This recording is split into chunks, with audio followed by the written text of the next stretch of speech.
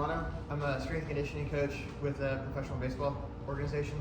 I've also done a lot of work with high schools, as well as travel ball age kids.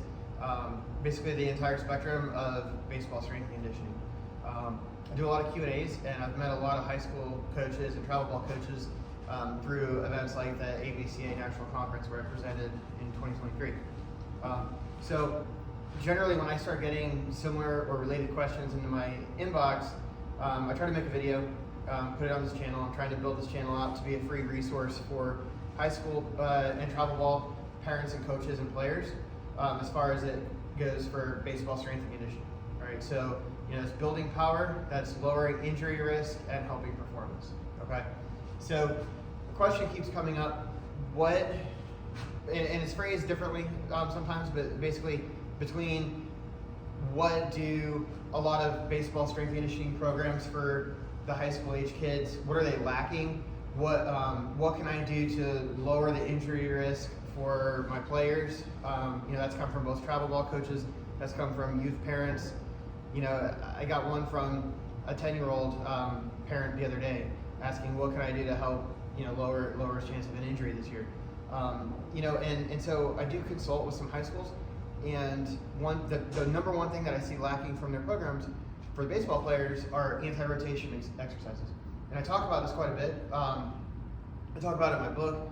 I talk about it with parents and coaches, but also on this channel, and also in the professional baseball drills and advice group on Facebook, where there's like 180-something thousand members, and the questions always come up. And I always talk about anti-rotation drills, and then people say, well, can you give me some examples? So I'm gonna use this video to make a thorough explanation and show you guys my favorite go-to anti-rotational stability exercises. Okay, so right here in this weight room I'm in, I've got access to a cable machine, I've got access to tidal tanks, and I understand not everybody has that, so I'm going to show you guys options on what you can use if you don't have access to this stuff too. Okay, so just bear with me on this. All right. So Pallof presses and Pallof variations. There's many of them that I use. I'll walk through a few of them right here. I'm going to use the cable machine first, and then I'll show you guys how I would set it up at a field, or at home if I don't have access to a cable machine like this. All right. But a Pallof press, standard Pallof press, all right, is right here. Your feet are going to be under your shoulders, and I'm pressing out. Okay. The load is over here on my side, so I'm trying to fight being rotated back this direction. All right. So I'm having to use my muscles to stabilize myself from rotating. Okay. Anti-rotational stability. All right. So bent over Pallof press. I really like these. You're going to hinge like you're doing a deadlift. Right. Knees are going to be slightly bent. My chest is facing the ground, and I'm pressing down here, fighting being rotated. All right. Another one that you can do is Pallof walkouts. In pro ball weight rooms, we have Kaiser machines, which are similar to the cable machine, but you can use it's air compressed. So you can change the resistance as you're going. So if you have access to one of those, that's fantastic to actually sit there and have somebody hold the button to increase the resistance as you're walking out. But most people don't have access to that, so we're just going to show you this one. All right. So I'm going to hold the weight out here in front of me, square it between my shoulders, and I'm going to sidestep, keeping everything straight, as far out as it'll allow me to go, right there, and then I'm going to walk it slowly back. Again, I'm fighting the resistance of being rotated in that direction. All right, and then I would turn around and I would do it in the opposite direction. All right, staggered stance Pallof press. So I'm going to go into staggered stance, so the toes on my left foot, my inside foot, are going to line up with the heel on my outside foot. All right, and then I'm going to hinge and press here. All right, very similar to the bent over one. You're just in a different stance. All right, another one that I like for more advanced athletes is Pallof squat. Right, you can do this a few different ways. So you can hold it out and squat with it, or you can press down like that. Okay, so I'm going to do a couple of these from the side just so you can see a different angle. Right, so I'll hold it. We'll go this way. All right, so again, Pallof press, right?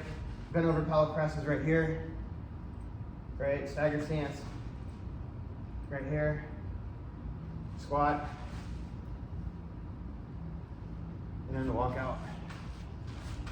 All right, now, you don't have a cable machine, or you're at the field and you want to get this work done, right? Regular resistance bands. Right? These are really cheap on Amazon. You can get them at Sornex, you can get them at Rogue, wherever you want. They're pretty cheap. All right. So you can tie two of them together like this if you want, so you can have a longer distance, or like I'm going to do right here. You can just use one and tie it to a fence post, to a bench in the dugout, you know, squat rack, whatever you've got. All right. But you're having the same thing there. This. All right. And at home, this is what I do with my son. All right. Because we don't have a cable machine or a Kaiser at the house. He trains at the house, so we just use bands. Right. But go out to where it's going to give you a good resistance. And same exercises. Right.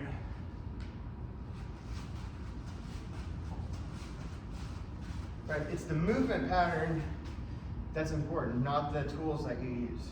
Right? So anything that you can do with a cable machine, you can do with these bands. Anything that you can do with a cable machine, you can do with a Kaiser machine. All right. So again, I mean, these are $5 each at most. So there's no excuse for a team not to have those and have access to doing this stuff. Okay. Next thing I like, you go fake chops and fake scoops. Tidal tank's perfect for it, okay? Because as you come through and you stop, the water is going to slam into the side, so it's going to try to bring you around with it. So you're using more of that stability, the anti-rotational stability, to stop the momentum. Okay, so I'm getting my batter stance here.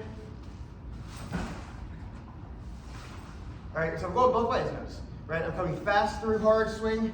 Point of contact is where I stop, and then I'm going to rewind it fast. And I'm stopping up here. Okay, this is a fake chop, or you can call it a fake swing. Okay, now the opposite of it is going to be a fake scoop. So start down here, finish here, bring it back down. Okay.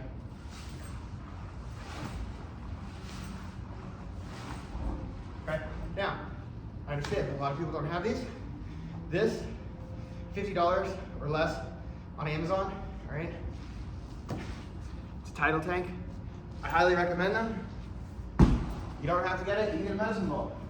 Medicine balls are actually more expensive, but you can do more with it, right? So, same thing.